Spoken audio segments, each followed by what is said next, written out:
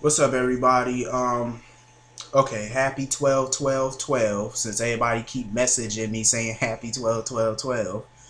Um, anyway, let me hurry up and jump into this video. I'm gonna try to not make this video so long. Try to talk about anything and then move on to the next. Okay. When CM opened up her front door when Alexis and Christina came over, she had that look on her face like, why are these bitches at my door?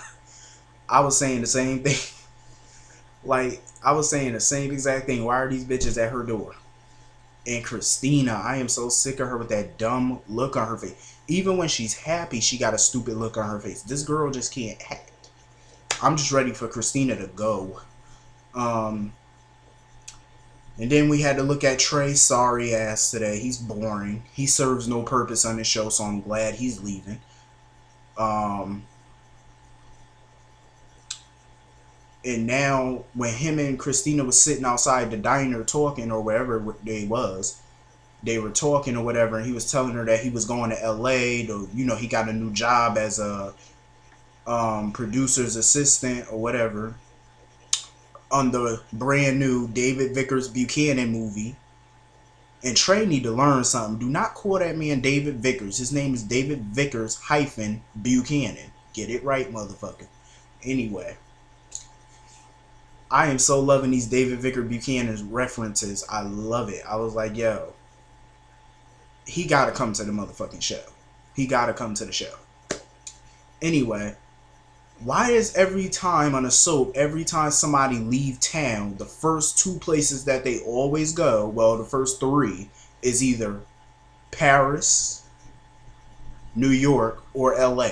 That's the places that always love to leave town and go to. Those particular three, or London. And then when Trey suggested that Christina should go to LA with him, I was like, bitch, you better pack up and go to Beverly. I'm just saying. Christina need to go. Seriously, just pack up and go to LA because you serve no purpose in Port Charles. And what was so funny was Trey said he decided to leave Port Charles. I was just laughing at that because I'm like, no, motherfucker, the producers decided you're leaving Port Charles. Not you, the producers of this show decided your ass is leaving Port Charles. Anyway, I am so not gonna miss Trey. He was alright. He wasn't that boring, but he just serves no purpose on this show. After Joe Scully died, he served no purpose on this show. I'm just saying. Christina serves no purpose on this show because she's not really doing anything on this show. They barely show her anymore, so I'm like, you might as well just hop on a plane and go to LA and do your thing. But of course, if she tells Sonny and her mother that she's going to LA, of course Sonny probably gonna throw a hissy fit. But soon as Connie come around, he'll forget all about Christina and let her go. But she just need to hop on a plane and just go. She's boring on this show. She serves no purpose. And hopefully when she do go to LA, when it's time to bring Christina back for a certain episode, they could bring back Lexi Ainsworth. I'm just saying, because Lexi killed it as Christina. Anyway, who was I about to talk about next? Alexis. That bitch is getting on my ever-loving nerves. Like, girl, stop trying to push John McBain on CM. Like, she just literally lost her husband 2 months ago. Like, at least 2 months ago, wasn't it? And I'm like, she literally just lost her husband and you're trying to push a new man on her? I'm like, Alexis, go sit down, go home, and go fuck Sean or whatever. Go get into bed with Sean. Leave CM the fuck alone. Like, no wonder CM just don't be bothered with Alexis like that. Because I'm like, yo, leave her the fuck alone. Damn, like, why are you pressuring her to hook up with somebody new? Like, are you serious? Her husband just went missing. Got shot and thrown into the harbor. She just got her son back, and you want her to focus on a new man? Like, Alexis, if you want to be a good mother, fine.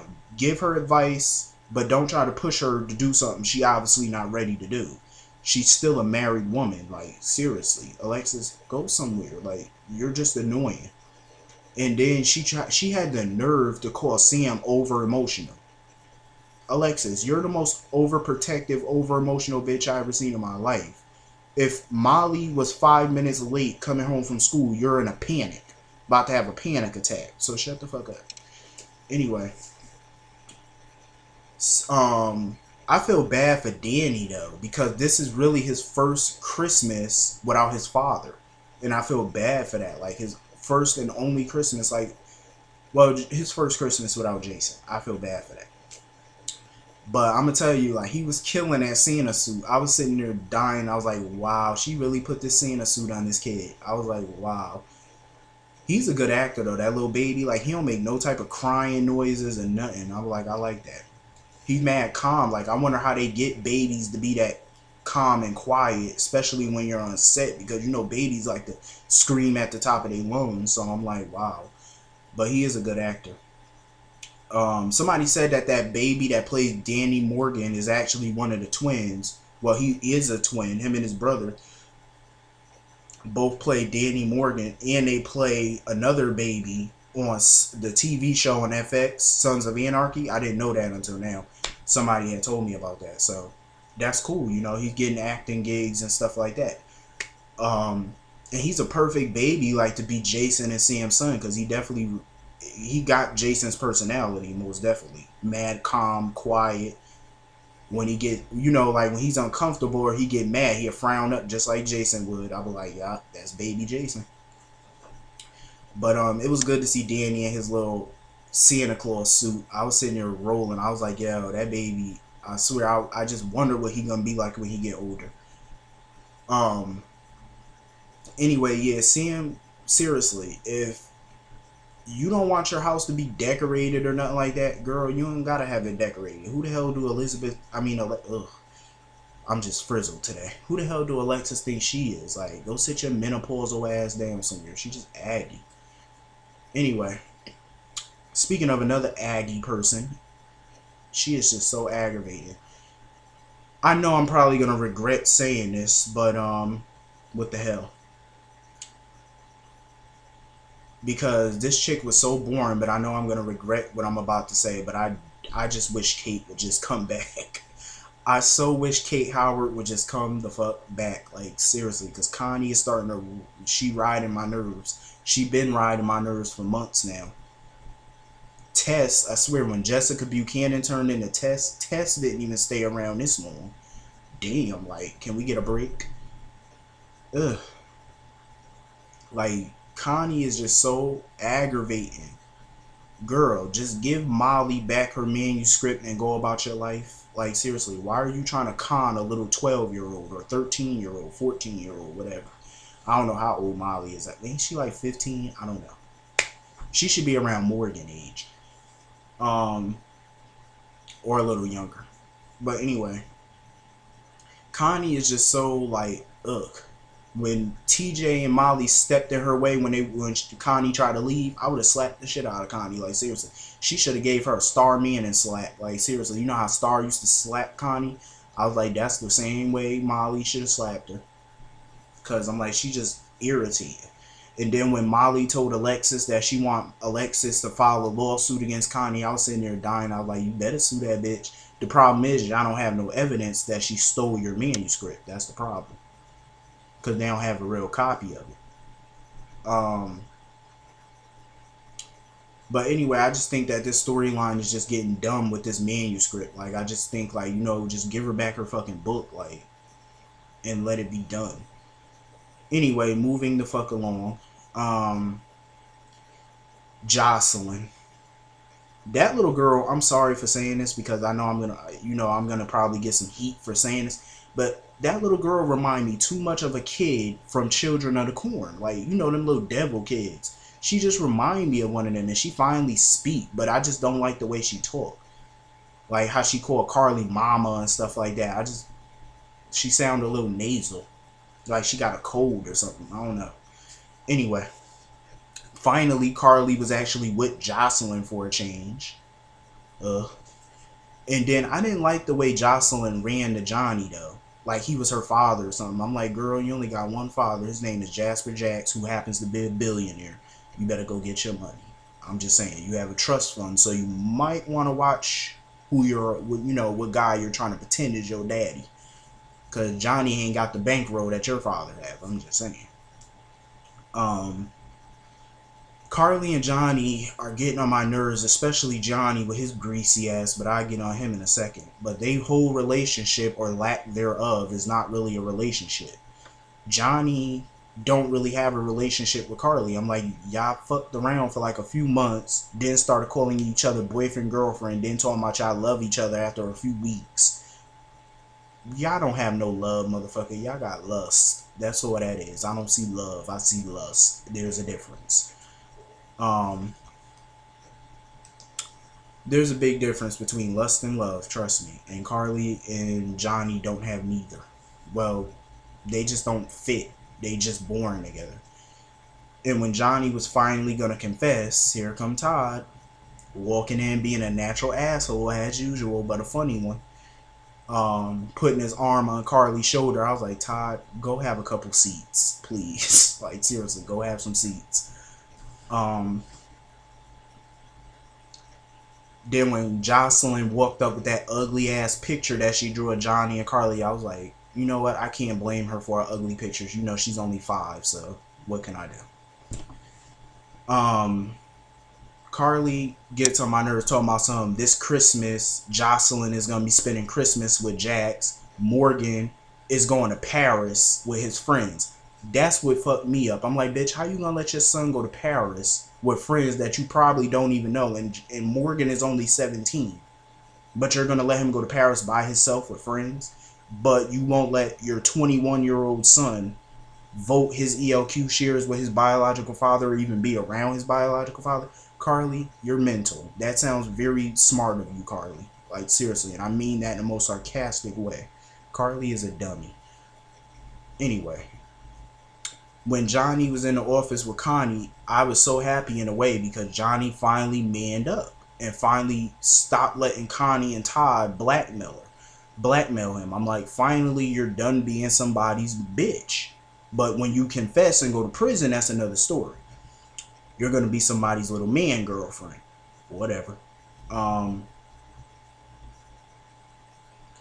Johnny finally bucked up, finally got his, showed some testicular fortitude, if you know what I mean, and finally stopped letting people bitch him around. I'm like, it's about time. Anyway, moving on. Finally, this faison storyline is coming to an end. Like, it's about time. I was like, yo, Anna was kind of getting on my nerves. Like, I'm like, yo, are you seriously believing this shit? But John McBain, personally, I don't really like John McBain like that, but the only way I kind of tolerate him is when he's a cop and he's following the law. I like the way he turned up the heat and everybody, because I was wondering why they was sweating, because I didn't notice that he turned up the heat. And I was wondering why he was sweating. And everybody was sweating. I'm like, what the fuck y'all coming down with the Ebola virus or something? Because they was all just sweating. I'm like, what the fuck wrong with y'all? But anyway, it was smart that he figured out that that was a mask that Faison was wearing. And Anna finally figured it out when she told Faison about the little restaurant or hotel, the inn that her and Duke went to and they got snowed in. And apparently that was a lie, just to catch him in a lie. I'm like, see, that's what Anna should have been doing from the get-go. Quizzing his ass. Should have been did that. But anyway, when Robert grabbed Faison and threw that water or whatever on his face and his fucking face was melting, I was just sitting there dying. And then when Anna punched him in the face and Robert was holding her back, I saw Robert sitting there laughing. I was like, Robert is a nut. But I love that whole scene though. I was like, it's about time this shit is coming to an end. Now all we need is to get the real Duke back and get Robin ass back. That's all we need and we're good. I have a question for y'all though. Do y'all think, give me an honest answer, there's no wrong answer. Do y'all think 2013 is going to be a good year as far as storylines for General Hospital is concerned? Let me know. Anyway. Okay, this surrogacy shit with Lulu, Maxie, Dante is really boring. I had no interest in this. It was just whack. it was just dull. Like this whole baby storyline, like with them, I'm like, it's just so boring. I'm like, why can't? I mean, seriously, is this the best storyline that they could give Maxie, Lulu, and Dante? Like, seriously, Maxie of all people deserve a better storyline. I was getting ready to flip on Lulu, like when she got copped the attitude with Maxie about the jelly, the peanut butter and jelly that she ate, but I think it was blueberry or something like that or whatever, and she was allergic to it, and Lulu was spazzing out on Maxie. I was like, bitch, don't get mad at Maxie because your infertile ass can't carry a baby all the way to term, and she can. That's not her fault. If I was Maxie, I would have just. Maxie kind of strikes me as the type of person, like, she just don't really seem like she really wants to do this. I could tell by her facial expression. She don't really want to do this. So I'm like, why don't you just back out and just go about your business and go do something? Like, I think they could give Maxie a way better storyline than this. And I think Lulu and Dante just need some drama in their life, because personally, I don't understand why they want a baby right now. They don't have no money. Why would you want a kid? You're broke. Flat ass broke. The only asset that they own is the Hornet Star, and she only owns 50% of that, and they still broke. During the summer, they couldn't even get an air conditioner. She was using a little wave fan. I'm like, girl, why do y'all want a baby? Seriously, y'all ass broke. Why? Anyway, Dante get on my nerves with his little smug ass face. He look more and more like Sonny every fucking day. He just irritate me. Anyway, Lulu, as far as I'm concerned, I think she really can carry a baby to term. I think what she really need to do is go talk to Dr. Kelly Lee, her original OBGY, instead of that Indian bitch who don't know what they talking about. Because I'm like, doctors overlook stuff like that all the time. Anyway, this episode was somewhat decent. I just can't wait for everything to start coming out. We could get done with everything. Carly, I don't care about that trash. But anyway, I hope everybody have a great day. I will see y'all all tomorrow. I'm out.